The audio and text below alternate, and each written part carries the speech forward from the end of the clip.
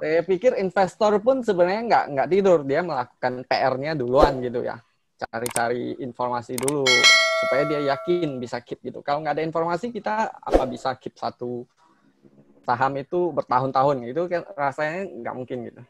Benar-benar ditinggal tidur, beli aja gitu, tinggal tidur gitu.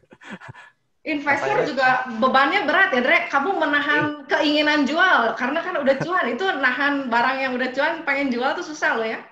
Nah, itu kadang-kadang yang lebih susahnya lagi, Ci, apa namanya tuh? Udah Lihat tahu ada sebelah, keyakinan yang ini bagus, yang toko sebelah pada naik-naik semua. itu. galau ya. Kamu masih kegoda Satu juga ya. galau. Tetap aja, Ci, manusiawi. Ya. Menunggu giliran aja, menunggu Oh, giliran aja. giliran. Ya. Nah, itu. Kadang-kadang Itu itu yang belajar. sulit. Ya. Ya, betul, Ci. Itu berarti kita masih belajar gilirmologi Ya. sama Jadi sambarmologi. Ya. jadi ujung-ujungnya sebenarnya sih nggak apa ya, kalau kita ngomongin semuanya harus belajar ya Pak Didi ya. Jadi jangan Ya, betul sampai betul orang betul. mengira hanya ikutan saham, dia berpikir oh hanya tahu apa bocoran saham anu pasti saya Ya. akan langsung kaya, itu bahaya sekali ya Pak Didi ya. Ya, ya, betul betul. Oke, Gitu. mungkin jawab pertanyaan ya. Ya, Andre, boleh boleh. baca Andre. Ini banyak lumayan. Coba saya baca ya Pak. Ini Oke. Kita bacain pertanyaan ya. Panjang sekali. Ini nanti banyak fans nih Pak Didi. Tuh ada yang ngomong apa tadi? Suhu Didi. Ah, keren Waduh. Pak. Ini ada pertanyaan Pak dari Pak Richard Moni ya. Ya. Sejak kapan mulai cuan konsisten Pak Didi? Terus pakai metode apa untuk cuan konsistennya? Saya tadi sudah jawab ya. Mungkin pilihannya itu saham yang uptrend aja gitu. Jangan pilih yang downtrend. Jadi Itu metodenya saham pakai uptrend gitu ya, fokus ke uptrend ya Pak ya? betul betul. kalau yang pengen tahu saham uptrend boleh di googling. Kalau mau yang gampang, chartnya kemiringan condong ke kanan Ya, atas 45 derajat, 30 betul. derajat, 60 derajat. Bahkan sekarang Pakai musim simpelnya pakai 9 80 derajat ya Pak, berdiri begitu. pakai MA aja paling gampang ya. KMA paling Pakai simpel. ya. Nah ini dilanjutkan pertanyaannya Ibu Eliawati. Di bursa ada lebih dari 600 saham. Bagaimana Pak Didi mencari saham yang konfirmasi uptrend? Berarti tadi udah yang MA-nya di bawah ya? Di atas. Di atas. Oh, di atas. Oke. Sorry ini ya. Di ini. Pak Didi biasanya pakai MA berapa? Saya pakai 10 dengan 200 aja. 2 aja. Oke, 2 MA itu. Beda-beda ya nanti MA mungkin ada yang kecocokan. Ada yang cocok pakai MA betul, berapa. betul. Nah, itu di feeling disesuaikan ya biasanya. Betul. Kayak Antam itu MA 30 itu cocok gitu. Kayak yang lain itu mungkin MA 10 lebih cocok gitu. Kita harus fleksibel lah ya pemakaiannya. Tapi standarnya ya kalau saya sih 10 aja gitu untuk trading. Kalau di atas MA 200 ya, kalau yang di bawah MA 200 itu harus dekat-dekat dulu, kemungkinan breakout baru saya masuk gitu. Kalau jauh di bawah MA 200 saya nggak masuk, nggak beli untuk trading. Oke, terus ada yang lagi nanya nih Pak. Kalau hijau bisa tahan target sampai berapa persen baru dijual Pak? Tergantung sahamnya. Kalau mau merasakan cuannya ya bisa dijual dulu sebagian gitu. Misalnya belinya 10 juta, contoh ya. Jual aja, misalnya naik 5%, 10%, jual dulu 1 juta, 2 juta, itu dijual aja. Udah merasakan cuannya dulu gitu. Naik lagi, jual lagi gitu. Itu aja. Jadi, sampai dijual bertahap sambil naik, mungkin. sambil dicuan. Gitu. Ya, jual bertahap aja. Jual bertahap, jadi nggak penasaran. Tapi nanti orang ada yang kesal juga, dijual. Tetap nyesel ada apa itu yang jual setengah. Tapi begini Ci. Kita kan sudah ambil uangnya. Uangnya itu kita kan pakai untuk beli saham yang lain. Sama aja kan, bisa cuan juga. Ya mau cuan dari mana juga tetap bentuk cuannya uang ya Pak. Iya, betul. Jadi ya mesti legowo lah, nggak mesti kita maksain ini saham bagus, saya mesti cuan dari sini ya. Enggak lah, dari mana-mana juga tetap bisa dapat pokoknya profit kita ya Pak. Fokusnya cuannya konsisten gitu. Kalau saya jagain cuan saya gitu. Loss-nya seminimal mungkin. Cuannya itu bisa konsisten gitu. Gitu aja sih. Nggak nyari, harus cuannya banyak. Kalau cuannya banyak ya syukur gitu. Kalau enggak ya nggak apa-apa gitu. Pak, kalau boleh tahu konsistennya kalau dipakai persentase di berapa persen Pak biasa? Saya 20 sampai 30 ke atas. Gitu. 20-30 itu berarti swing ya. Rata-rata di situ. Kalau yang copet-copet mah lebih sedikit tapi sering gitu ya. Iya. Kalau copetan ya bisa aja kadang scalper. Ya, kadang 1%, 2% pun saya lepas sudah. Oke. Andre, kamu Andre, tanya lagi Andre. Ini ada pertanyaan lagi ya. Apakah news suatu saham yang keluar 1 hari sebelum aktivitas saham bisa bantu untuk trading, Pak? Maksudnya? Ini pertanyaannya, apakah news suatu saham yang keluar 1 hari sebelum aktivitas? Ini mungkin kan ada news, ya kalau kita bicara news bagus mungkin ya. Ya, biasanya ada pengaruh ya. Tapi kita lihat juga newsnya itu bagus apa jelek gitu. Kalau newsnya bagus dan di berbagai media itu disebut-sebut, biasanya itu bagus, biasanya itu akan gerak gitu. Di mana-mana ditayangin ini kayak dipom-pom gitu. Jam tayang ya, jam tayangnya lagi hotnya gitu. Lagi hotnya, terus ada di chart kita kelihatan, ya ini volumenya bagus, mendukung gitu. Kalau ya itu kita pantau aja gitu. Benar nggak ada yang masuk gede gitu. Bahkan biasanya sebelum news keluar udah masuk gede dulu ya? Ya, betul. Paling enak mah kita udah di dalam baru keluar newsnya ya Pak, tinggal jualan ya. Iya. Cuman ya nggak punya ini channelnya. Bisikan ring 1. Iya. Pak, ini ada yang nanya. Ya? Pak, ada yang nanya nih, kalau market lagi bullish kayak sekarang, persentase cash dan saham berapa? Ini full saham atau masih punya cash, Pak? Saya sekarang masih ini tadi baru jualan, jadi lebih banyak cashnya. Berarti habis profit taking ya? Iya, betul. Tadi jualan yang big caps lumayan. Ya masih 80% saham sih masih ya. Oke. Pak, kalau swing apa harus pasang trailing stop dan cut loss? Patokannya seperti apa cara penentuannya?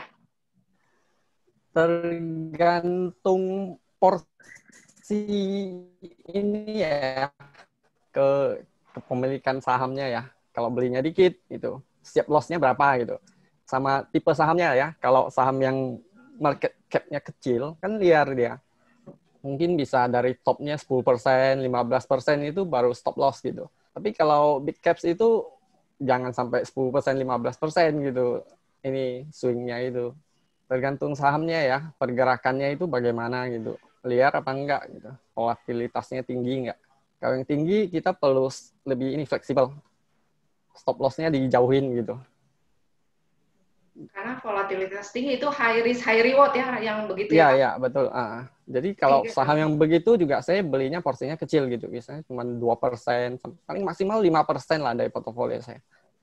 Soalnya kalau belinya banyak, begitu dia drop, bisa ini kenanya banyak. Sekarang sih masih mending, ARB cuma 7% gitu. Kalau dulu itu bahaya sekali. Nangis. Bisa darah ya. Ya, bahaya sekali. Jadi walaupun sekarang 7% saya tetap konsisten. Saya jaga paling maksimal 5% dari portofolio saya. Belinya itu. Nggak boleh lebih. Kalau big caps bisa lebih banyak. Kalau ada pertanyaan lagi, Pak Didi. Pak, saya nanya dulu ya, Pak. Pak, kalau stop loss pakai persentase atau pakai pattern penentuan stop loss? Pakai pattern juga, pakai pattern juga. Banyaknya pakai pattern. Tapi kadang kalau sudah di atas, trailing stop-nya itu pakai persen gitu. Sebenarnya udah breakout, udah tinggi sekali gitu. Trailing stop-nya ya paling 10% itu sudah keluar gitu.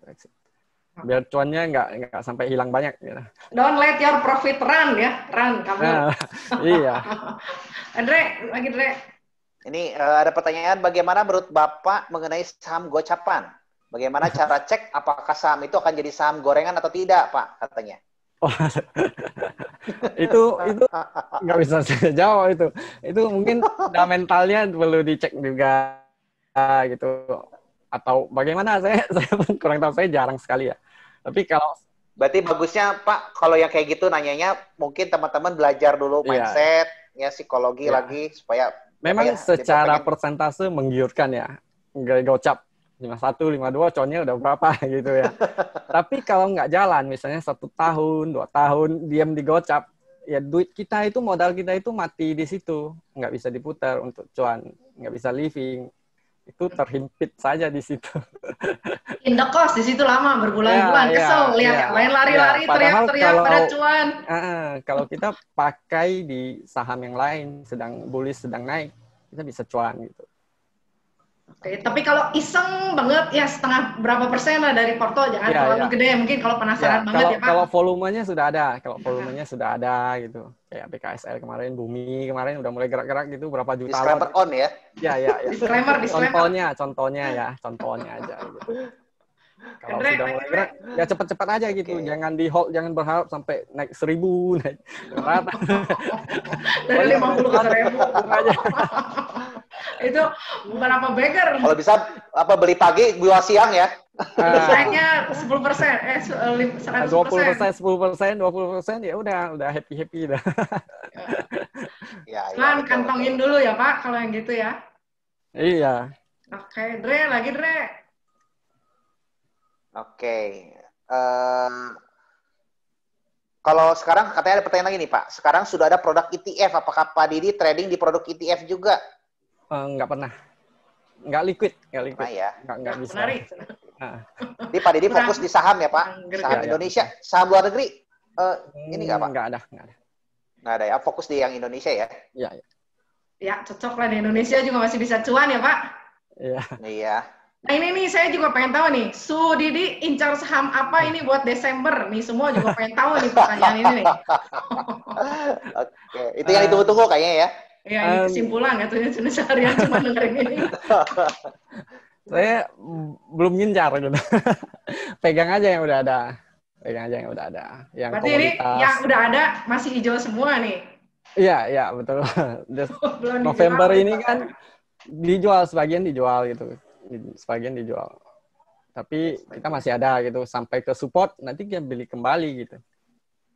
Gitu aja. Kita kan nggak tahu, tapi kita sekarang sudah masuk sektor yang sedang hot gitulah. Konstruksi kemarin. Nah, ini ya kita sektor yang hot Pak yang mesti kita perhatiin apa nih yang lagi anginnya lagi enak gitu. Ya, terakhir ini kan memang call CPO baru berapa hari ini kan, 2 hari ya. Baru setelah ini ya 2 minggu ya ngetem itu baru naik lagi itu kan CPO ya. Konstruksi kan lagi istirahat kayaknya ya. Kemarin kan kencang gitu. Ya gitu, tunggu aja di support, mantul nggak gitu. Kalau mantul baru masuk, kalau nggak mantul ya udah bye. Cari yang lain masih ada 700 lain ya. Kita nggak bisa maksa ya Pak. Ngomong nggak bisa. Oh harus konstruksi itu tahun depan itu mesti jalan pasti 100%. Saya nggak berani ngomong begitu gitu.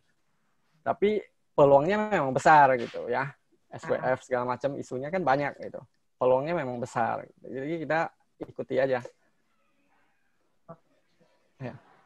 Dre, ini Pak ada yang nanya biasa trading bagusnya dari jam berapa sampai jam berapa tiap harinya? Jadi mungkin jam sibuk yang ada kita bisa peluang gitu Pak. Ada target trading kalau ini nggak tentu ya.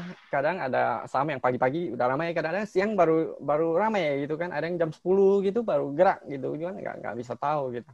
Ya litematik ini nanti tergantung kesibukan juga ya. Kalau mau full time ya bisa seharian. Kalau ada pekerjaan lain kan nggak mungkin gitu. Jadi lebih enak ya memang swing atau investasi gitu. Oh iya Pak Didi, ini ada tips nggak nih Pak Didi untuk teman-teman yang masih bekerja tapi mengharapkan kedepannya trading for living Pak? Suntik modal terus. Ada ada cuan dari yang aktif income masukin gitu. Ada cuan masukin. Kalau modalnya sambil jadi sampai modalnya sudah lumayan baru ya bisa ya. Upgrade ini ya skill kita ya. Mental juga perlu di-upgrade gitu. Mental sama skillnya di-upgrade terus gitu. Kalau sudah bisa cuan terus. Ya, jangan cuma modalnya doang ya. Betul. Makin bahaya kalau modalnya aja yang di-upgrade gitu.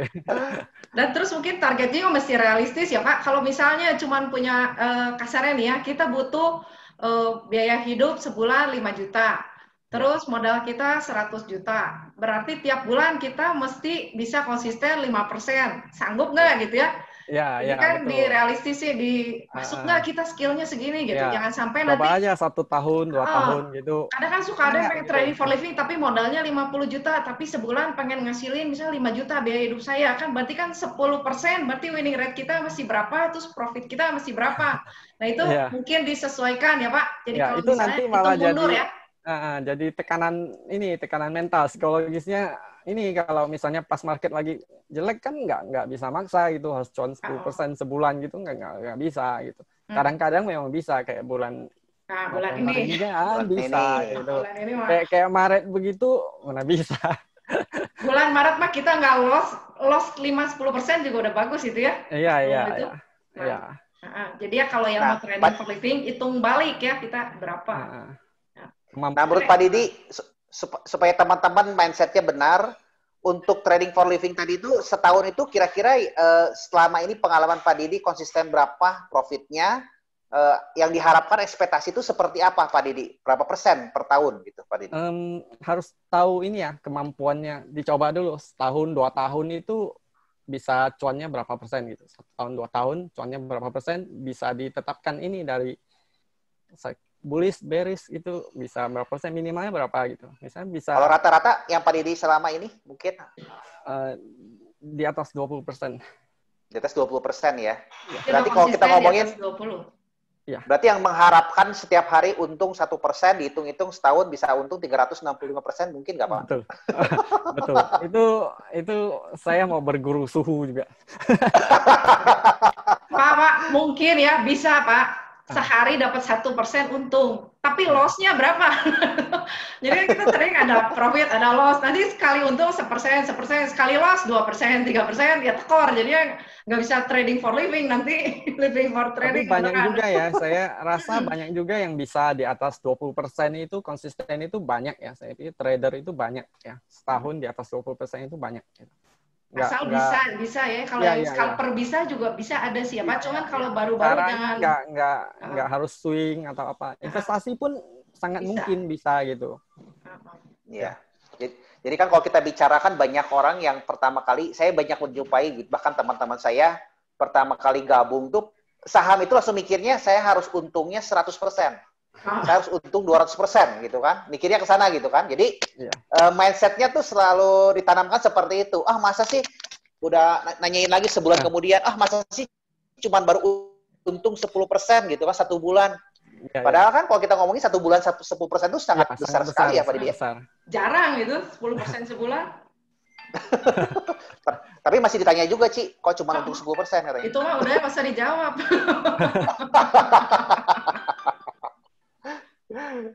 Oke, berarti setahun 20% itu juga udah sangat bagus sekali ya Pak Didi ya, kalau kita bicara ya. Kalau kita bicara itu modalnya itu sudah berlipat gitu.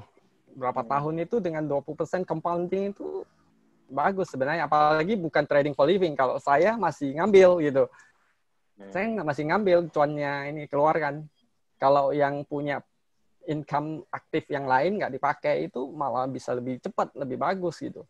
Compounding gulung terus ya. Kalau ini kan tadi cuma diambil buat biaya hidup. Ya, diambil sisanya aja, yang lebihnya aja baru saya ini jadikan modal ini trading lagi. Ya juga tergantung ini ya, biaya hidupnya. Kalau mau hidup hedon sih ya harus sesuai kemampuan. Kalau saya hidupnya sederhana aja gitu. Kalau sekarang malah lagi ngirit Pak, di rumah terus Pak. Tapi kelihatan Pak Didi, modalnya Pak Didi besar sekali, luar biasa. Enggak, belum, masih recehan. Diundang ke Panin katanya Pak, kata Cibivi. Ini udah diundang ini. Iya. Oh ya, maksudnya masuk di trading di Panin. Oh iya, buka kon itu buka kon. Diundang trading di Panin Pak Didi. Yuk Pak, buka kon ya di sini ya. Siap. Pak, ini ada tanya nih.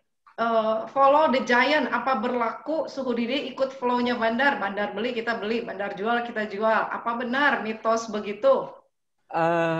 Betul sih, kalau bisa menilai, menebak. Kalau itu memang bandar yang beli gitu. Bisa baca gerakan bandar ya? Kalau salah baca ya salah juga gitu. Paham, jadi salah paham. Jadi dipikirnya ini misalnya ada investor yang masuk gitu, dananya besar, investor masuk, dikira itu bandar mau ngereng naik gitu, padahal itu investor jangka panjang kan bisa aja gitu, maksudnya 100 M gitu kan, bisa aja, sangat mungkin gitu.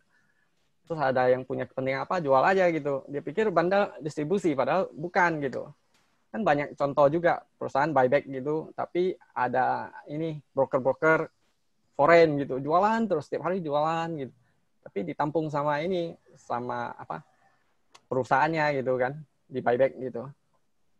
Ya itu Karena kan kita nggak bisa tahu gitu. Kalau saya sih nggak bisa yakin lah ya 100% kalau ini bandar sedang apa gitu. Saya nggak bisa yakin gitu. Nebak-nebak aja. Paling lihat volumenya ini, berarti ada volumenya tinggi, terus gerakan apa chartnya mendukung, ya bisa dipertimbangkan gitu. ya kan kadang uang besar jualan bukan berarti itu sahamnya jelek. Mungkin karena dia profit taking juga bisa ya Pak? Iya, betul. Jadi kan kita bisa asumsi, oh itu bandar asing keluar. Padahal kan mereka udah profit gitu ya. Nah terus mungkin kalau beli juga mungkin karena ada alokasi apa kali baru. Bukan berarti itu bagus juga ya Pak. Jadi kita mungkin nebak-nebak itu susah lah. Dari baik kita antisipasi aja kalau bandarnya beli, bandarnya jual, kita ngapain gitu ya Pak? Iya.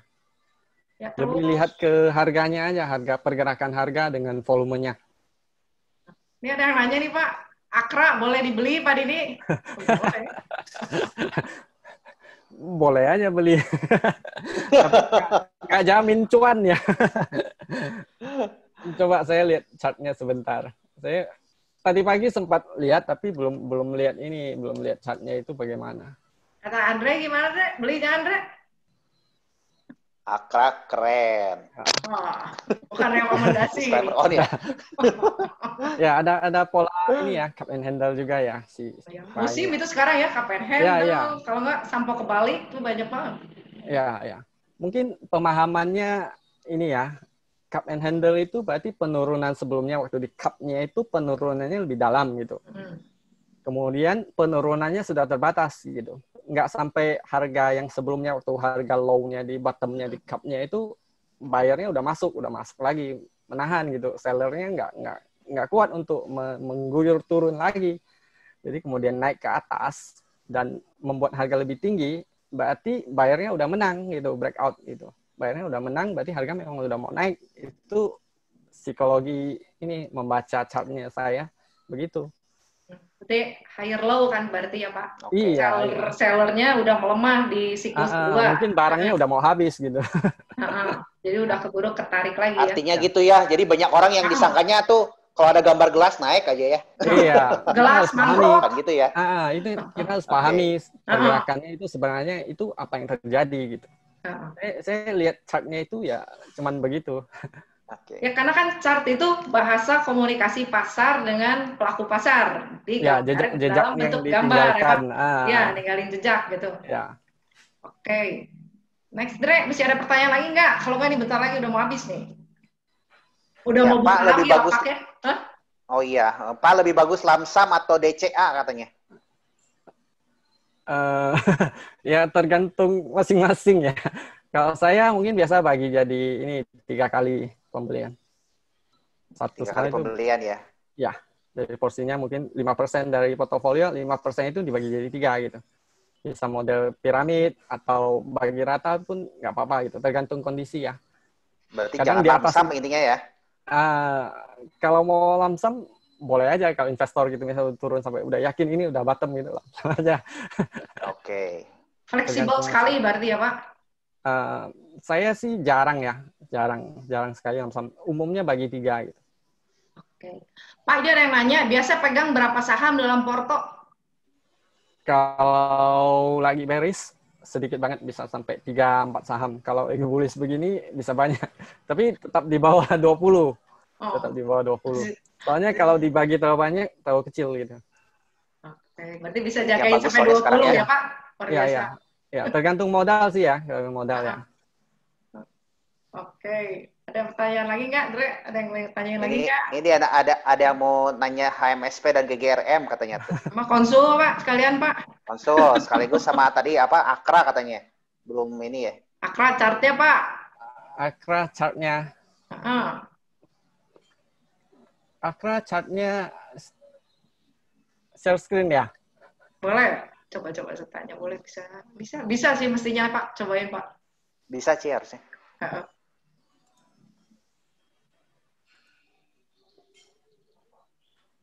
Kelihatan ya? Ya, kelihatan Pak. Chartnya kelihatan.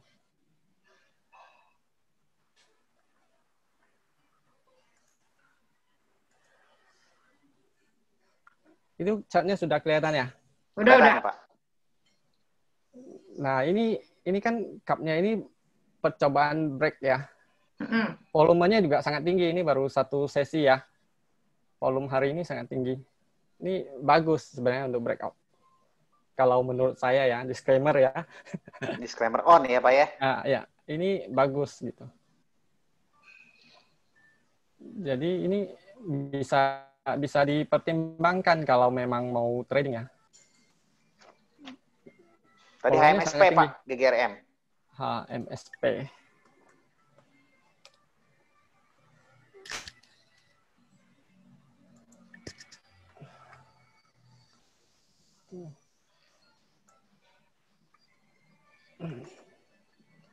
HMSP tertahan di ini ya, belum breakout MA 200 ya. Masih downtrend ya. Lebih enaknya sih tunggu aja. Oke, GGRM Gudang garam juga sama. Kalau yang value investing sih mungkin suka ya. Ya dia tertahan di MA 10 tapi belum break ya. Masih ini ya. Masih sideways ya kayaknya ya. Gudang garam ya. Ya. Oke. Ini masih ada nih BBTN katanya Pak. Oke, jadi konsul. Jadi konsul Porto nih. Kamu mau konsul juga, Rek, sekalian? BBTN. BBTN itu saya masih gini. Ini dia masih uptrend ya. Supportnya masih di ini 1.600 ya. Resisten sebelumnya jadi support ya Pak di neckline juga ya? Ya betul, 1.600 itu ya. Masih oke lah di hold ya. Menurut saya ya. Ini dilanjut sih konsul Portonya nih, bagian banyak. Satu lagi terakhir. Ini mau siap-siap Bukalapak ini bentar lagi. Satu lagi Dre, kamu yang pilih. Sok aja Cici lah. Kamu lah. Sok. Oh gitu. Yang mana ya? Kamu kamu nanya apa? Oh ini konsul Porto bukan yang ini? Yang pilih salah satu konsul Porto? Iya, pilih aja sok pertanyaannya. Ya udah sok atau ini aja yang batu bara tuh. Oh, LSIP Adro katanya, cobain. Nah, itu. Yang lagi hot nih, batu bara sama CPO. LSIP target 1.400-an lah ya. Realistis ya. Tapi bukan instan, bukan besok gitu. Di ayun-ayun lah tetap ya Pak? Ya, di ayun-ayun lah ya. Ini cangkir juga ya? Iya, semua cangkir begitu, ya Pak? Ya. Cangkir manis. Adro targetnya cukup jauh ya. 1.600-an dulu, mungkin 1.600-1.600-an. Tapi kayaknya yang ini Harum atau Indi ya lebih Indi kencang. Sama Harum sama ITMG Pak itu? Iya lebih kencang. Cuman ya salah. Indi udah capai target ini udah malah. Nyampe ya. Nyampe 1.800 itu targetnya. Kemarin ini cup-nya.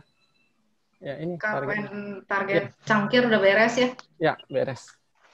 Jadi kalau udah beres gini dia membentuk pola baru lagi ya? Ya harus beres.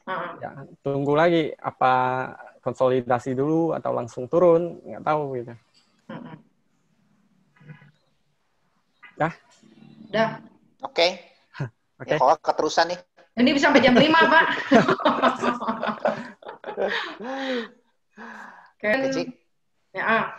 Ya mungkin kita kan hari ini udah dapat banyak ya. Terima kasih Pak Didi, Andre. hari ini kita belajar untuk kenal apa sih trading for living. Sebenarnya juga usaha yang cukup perjalanan dan usaha yang cukup panjang juga, nggak bisa instan. Gitu kita buka rekening langsung trading for living ya nggak bisa ya. Perlu proses juga, kita ngalamin jatuh bangunnya. Yang penting pas jatuh kita mesti bisa bangun lagi dan cari solusi apa yang salah dari kita dan terus kita perbaiki terus, itu skillnya ya Pak. Ya, betul. Nah itu mungkin summary-nya itu kali ya. Nah mungkin saya minta penutupan dulu dari Pak Andre, Pak. Pak Andre silakan. Pesan jadi dan saran pesan. Oke, thank you banyak nih Pak Didi ya sudah sharing-sharing Pak untuk trading for living, ini sangat bermanfaat sekali buat teman-teman juga. Terutama kan yang mengharapkan untuk bisa trading for living juga ya. Nah, tadi saya menyimak satu hal yang menarik, ini ya esensinya bahwa trading for living ini juga akan disisihkan nanti lama-kelamaan itu dalam bentuk investasi. Jadi ujungnya kita juga harus berpikirnya dari segi investasinya juga, bukan cuma hanya dari tradingnya saja. Dan yang kedua, kita bisa dapat tipsnya juga tuh dari kita harus perdalami dulu di skill kita, terutama di mental kita dan psikologi kita. Makanya sebelum Anda terjun ke market lebih jauh atau menggunakan dana yang lebih besar, setidaknya Anda harus belajar dulu ya, teman-teman harus belajar dulu, perbaiki dulu mindset-nya. Semakin lama jam terbang itu semakin diasah. Nah, oleh karena itu teman-teman yang kalau mau bergabung bersama ada Pak Didi nanti ngobrol bareng sama ini bisa gabung ke Telegram kita ya @IAI Bandung. Silakan gabung aja ke sana. Nanti bisa konsul bareng sama Pak Didi, sama Civivi ataupun saya, nanti bisa diskusi lah, diskusi santai di sana juga. Tapi bagi teman-teman juga yang pengen upgrade ya, karena sistem di kita juga ada namanya itu value plus growth investor. Ini akan sangat mirip dengan Pak Didi juga, biarpun bukan trading, tapi kita mencari saham-saham multi-bagger yang mudah-mudahan kita berpotensi berkali. Terima kasih Civivi. Terima kasih Pak Didi ya. Luar biasa Pak. Ini kan ada yang mungkin bisa belajar otodidak sendiri, boleh lihat YouTube. Tapi kalau yang butuh bantuan, ya kan sekarang banyak gitu ya, yang bisa kita pelajarin ya dari semua media, dari manapun gitu ya. Yang nggak berbayar ada, yang berbayar juga ada. Nah kalau misalnya yang nggak berbayar, free ya bagus-bagus juga ya.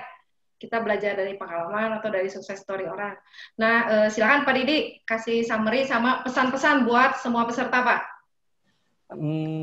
Saya rasa paling penting ini kenali diri. Mau investasi, mau trading, punya waktu nggak, bisa lihat chart nggak, nemuin pola.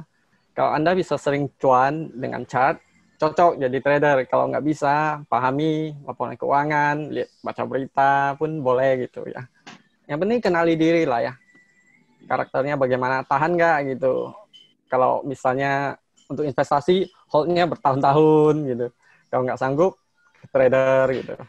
Kalau mau kombinasi juga bisa gitu. Misalnya satu saham, gitu. Beli satu saham 100%, 20%-nya ditradingkan gitu. 80%-nya disimpan bertahun-tahun gitu.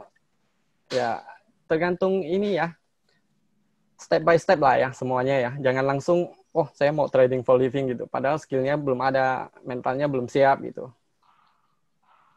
Ya, thank you itu ya, aja Pak. saya ya. Jangan sampai buka rekening seminggu kemudian, wah ini lagi cuan terus, saya mau trading for living karena saya dapat untung misalnya dari satu saham 20%, kan banyak nih saham yang 20% seminggu ya Pak, minggu kemarin ya. Iya. Nah ini ada juga sih yang kemarin nih baru cuan di November langsung ngomongin saya pengen quit kerjaan katanya. Nah, bahaya ya. Itu takabur karena ini bulan November ini jarang nih Pak, cuman berapa persen dari jam trading kita kan, apalagi kita kemarin kelamaan sama beruang kan, rugi apa? Iya, luar biasa. Masa-masa penderitaan ya, itu. Luar biasa memang. Baru ya, sekarang kita bisa senang-senang. Ya jadi dipelajarin dulu, terus kita nyamannya pakai apa, terus kita pernah cuan pakai apa, pernah rugi pakai apa. Nah kalau pernah cuan pakai itu ya itu diulang terus. Tapi kalau pernah rugi pakai itu ya jangan dipakai, jangan diulang-ulang, jangan yang rugi diulang, yang cuan dilupain gitu terbalik. Jadi sukses pattern kita diulang, yang songeng salahnya kita coba perbaikin salah di mana. Iya. Nah mungkin itu buat hari ini saya ucapin terima kasih juga, terima kasih kepada yang untuk bisa berkenan hadir di webinar ini. Nanti mungkin di-upload di channel YouTube juga ya. Ini ada YouTube Andre IAI sama Pak Didi juga mau ya nanti ya. Ya. Oke, itu mungkin selamat siang. Selamat berjuang lagi. Hari ini bentar lagi buka lagi market. Semoga kita bisa thank you ya. Semua ya. Thank you ya semua ya. Bye. Bibi, thank you. Sama Tiffany. Bye. Bye. Dah.